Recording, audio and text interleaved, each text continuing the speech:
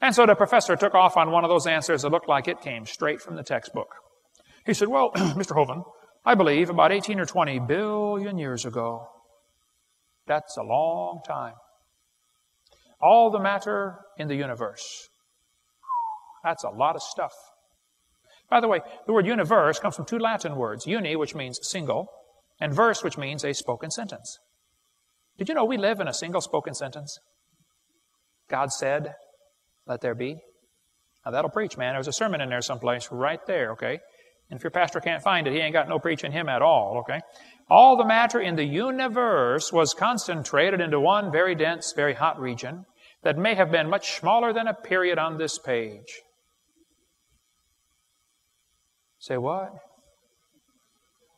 Everything in the universe squished into a dot smaller than a period on a page? Wow. That's one crowded dot. And heavy, too. Hey, and it ain't the first time it happened, boys and girls.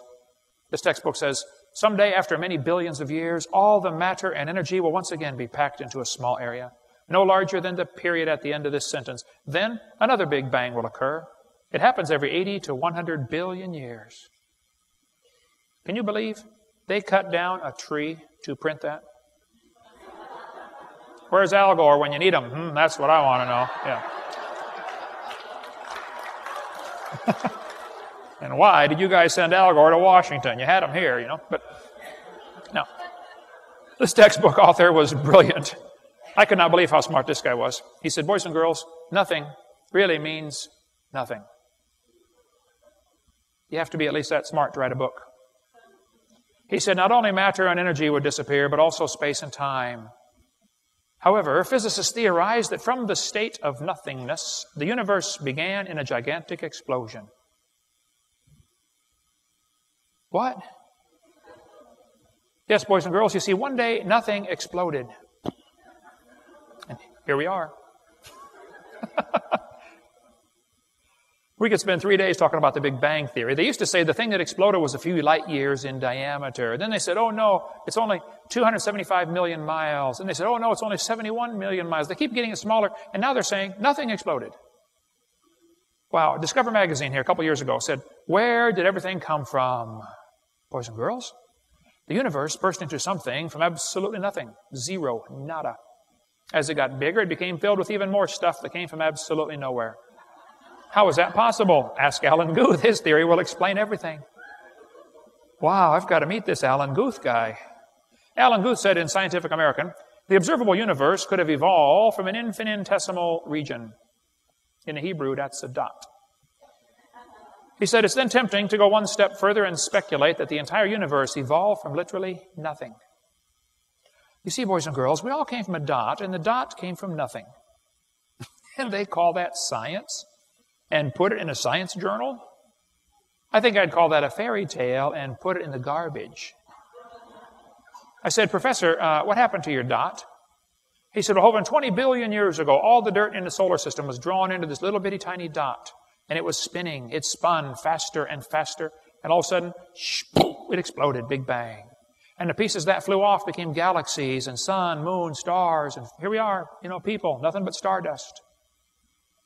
I said, sir, can I ask you a couple questions, please? He said, sure. What do you want to know?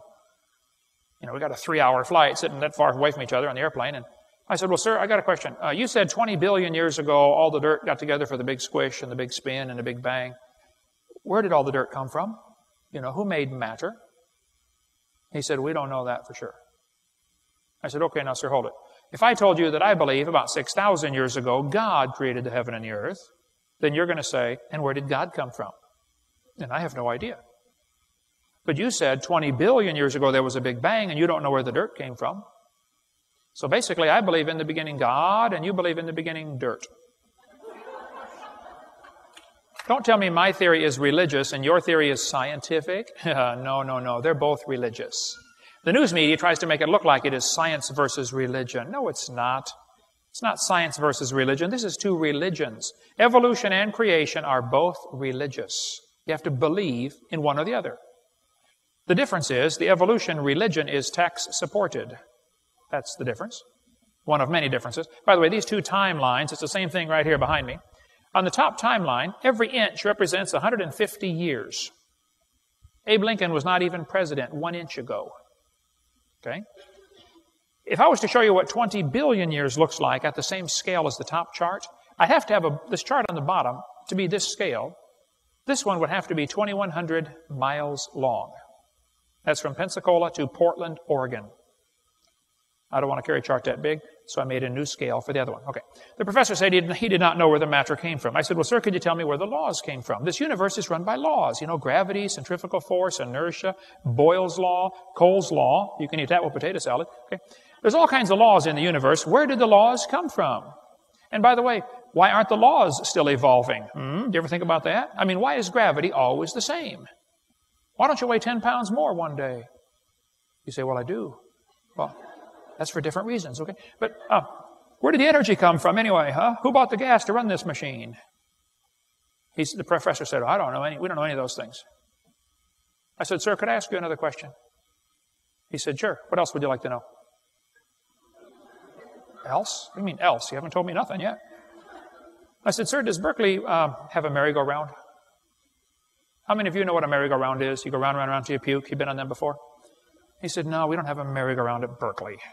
I said, you really ought to get one. You know, you could learn some good science on a merry-go-round. If you put some fourth graders on there, any fourth graders in here? Last year or next year, fourth graders. I know it's summertime here. All right, I like fourth graders. I spent the best 5 years of my life in the fourth grade. That's before they diagnosed ADD. By the time my brother was in fourth grade, we all knew what he was going to be when he got out of high school. 32. Well, we're going to put some fourth graders on the merry-go-round and get the high school football team out there to get it spinning clockwise as fast as it will possibly go. Now, if you have a digital watch, you may not know what clockwise means. I'll tell you later. We're going to spin the merry-go-round clockwise. The kids are going to go through 4 phases. They start off in phase 1. They're screaming at the football players. Come on, let's go. Faster, faster. Can't you go any faster? You get up around 30 miles an hour. The kids enter phase 2 where they stop screaming. They just quietly concentrate on trying to hang on for dear life. You get up around 30 miles an hour. The kids enter phase 60 miles an hour. They enter phase 3 where they start screaming again. But now they're screaming, stop, stop, please slow down. Don't stop, though. Keep going faster and faster. When you get to about 100 miles an hour, you should enter phase 4. That's where the kids begin to fly off the merry-go-round. Now, when this happens, you will notice a very interesting phenomena of physics. If the merry-go-round is going clockwise, when the kid flies off, the kid will be spinning clockwise until he encounters resistance, like a tree or a pole.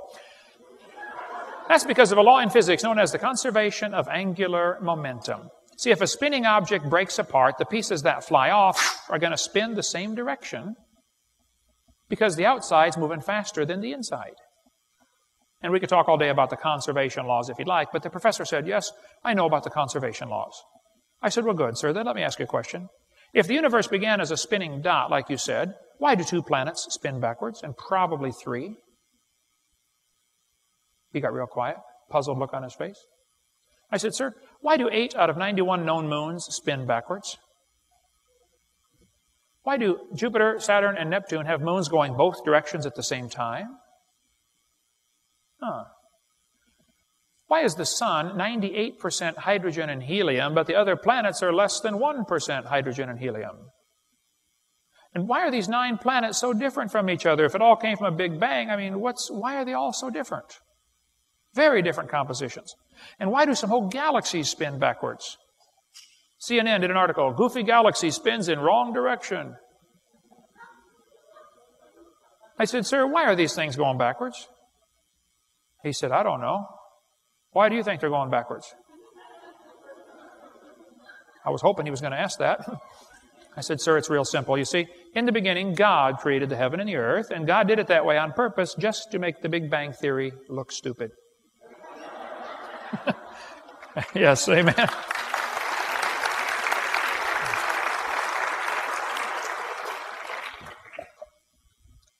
Now, I do believe in the Big Bang because the Bible teaches the Big Bang. It says, the heavens shall pass away with a great noise. In the original Greek, that's a Big Bang. So there's going to be a Big Bang. It just didn't happen yet. Okay? So kids, if you go to school and some professor says, hey, do you believe in the Big Bang? You should say, yes, I do, and you better get saved and get ready for it. The Big Bang is coming soon to a city near you. By the way, if the world came from a big bang and slowly evolved over billions of years, why did Jesus die on the cross? What's the purpose of the death of Christ? And when the Bible says God's going to restore the world like it used to be, restore it to what?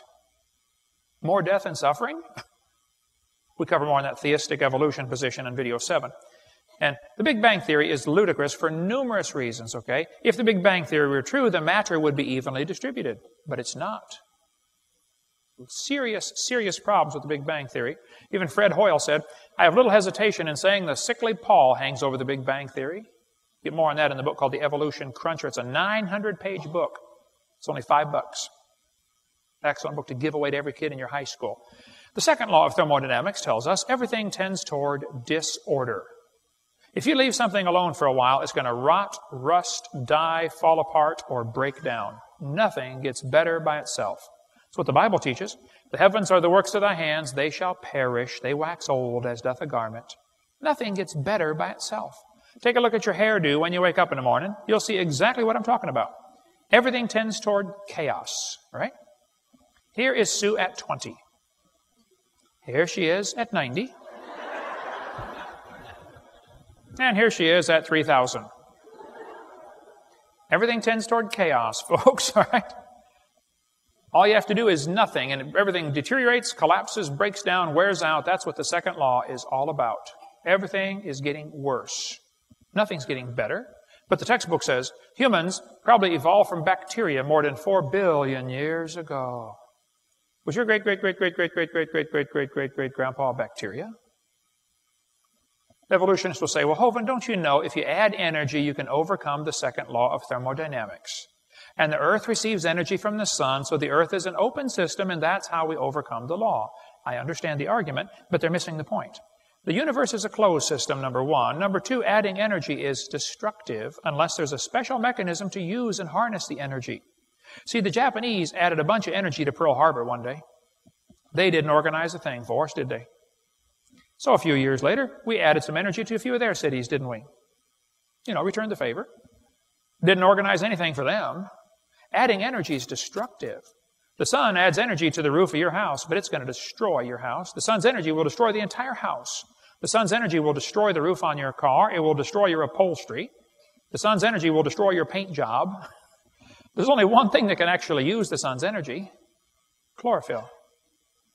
And one little plant cell is more complex than a space shuttle. Cover more on that on video 4. Now, evolution violates the second law, and evolution is wrong. Okay? This textbook shows the kids a fossil starfish.